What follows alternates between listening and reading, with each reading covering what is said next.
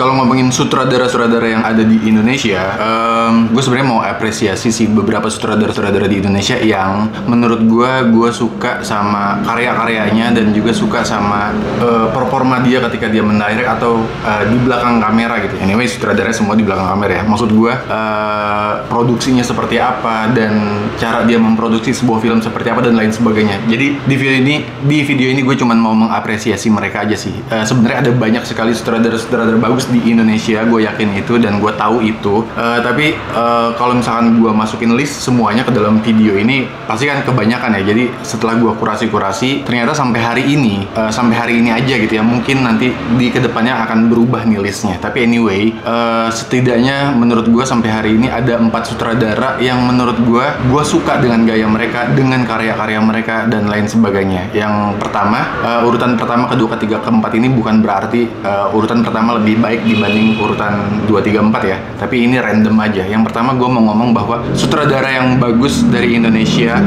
menurut gue pribadi adalah Yandi Laurens yang kemarin baru aja bikin film Satu Kakak Tujuh Ponakan. Terus nanti juga ada film terbarunya dia tahun ini, judulnya Sore, yang dia angkat dari short filmnya dia kalau nggak salah. Terus dia juga bikin Keluarga Cemara.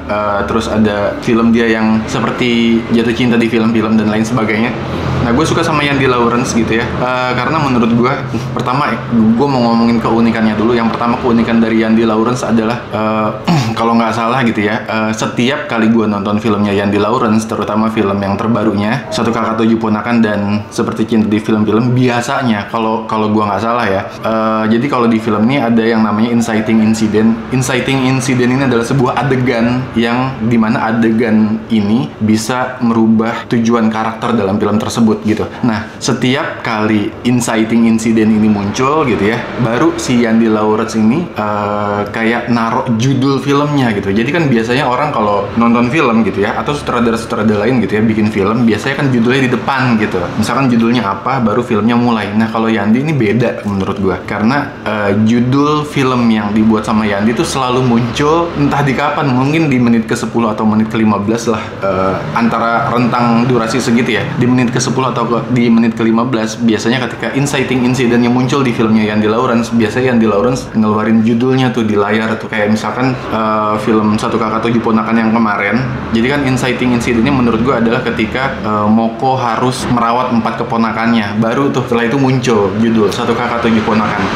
Jadi buat Yandi, judul tuh nggak ditaruh di depan, tapi judul itu ditaruh ketika inciting incidentnya, peristiwa inciting incidentnya muncul gitu. Nah, ini gue suka sih gayanya Yandi. Selain itu banyak banget sebenarnya. Salah satunya itu alasan gue suka sama Yandi. Alasan kedua adalah mungkin karena film-film dia, film-film drama yang menurut gue sederhana tapi kaya akan makna dan kayak segala-galanya sih.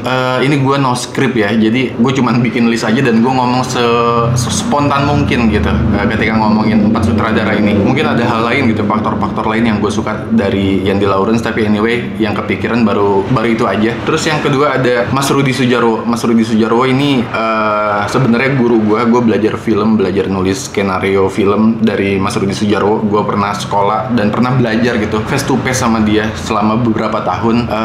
Akhirnya mungkin gue tahu sedikit banyak tentang gimana ketika Mas Rudi memproduksi film, gimana ketika Mas Rudi menulis film dan lain sebagainya gitu ya. Karena gue waktu itu berada dia sering satu lokasi, sering satu meja sama dia ngobrol dan lain sebagainya. Nah, ada banyak sekali sebenarnya trademark Mas Rudi Sudjarwo, apalagi kalau ngomongin film drama ya, horor pun juga oke. Tapi gue cuma mau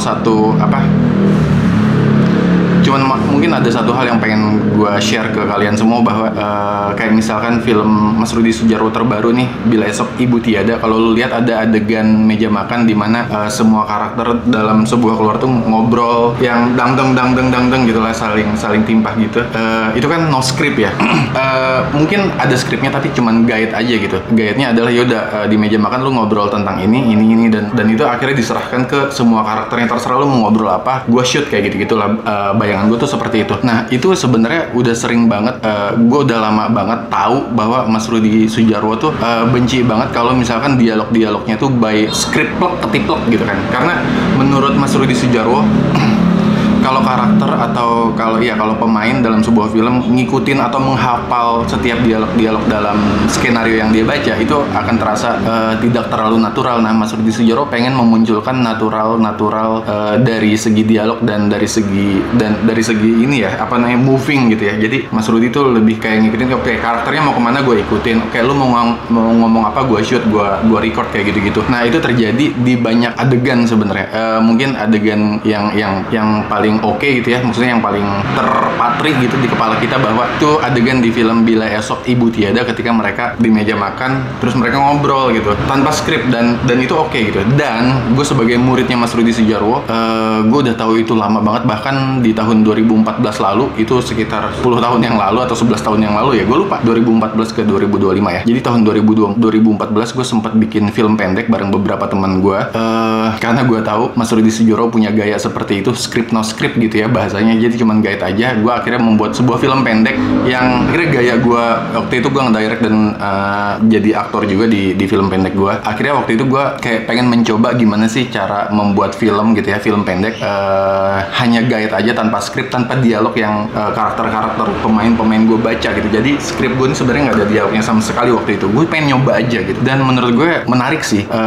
Setiap karakter gue bisa lepas ngomongin apa aja yang mereka mau, tapi dengan satu syarat, mereka tahu apa yang harus dibicarakan. Jadi gue cuma ngasih benang merahnya aja ke mereka. Nah, itu ilmu itu gue dapet dari Mas Rudi Sudjarwo. Anyway, kalau misalkan lu penasaran sama film pendek yang gue buat tanpa skrip itu, mungkin akan gue taruh di akhir video ini ya. Jadi kalau lu mau nonton film pendek gue yang tanpa skrip itu, yang ngobrolnya tuh natural banget, lu bisa nonton di video ini, di akhir video ini. Terus sutradara ketiga menurut gue yang gue suka dari Indonesia adalah Mas Edwin. Sebenarnya gue nggak pernah ketemu Mas Edwin, gue nggak kenal Mas Edwin secara personal, sama sekali nggak tahu siapa dia. Tapi ya gue cuma tahu dia lewat karya-karyanya aja. Kayak misalkan film yang gue tonton tuh Posesif, yang mainnya tuh Adipati sama siapa, Putri Marino. Terus film terbarunya juga yang main Putri Marino ya.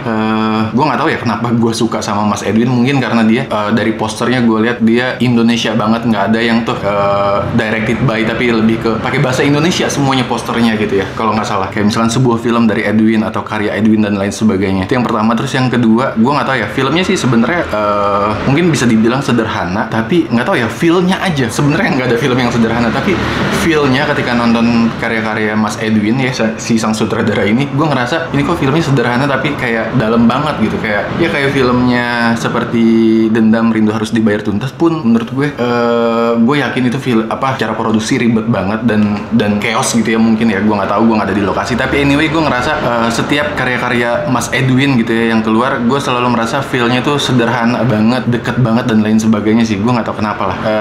Gue juga nggak kenal secara personal, tapi gue appreciate sama Edwin dan karya-karyanya. Terus sutradara keempat, Bang Joko Anwar.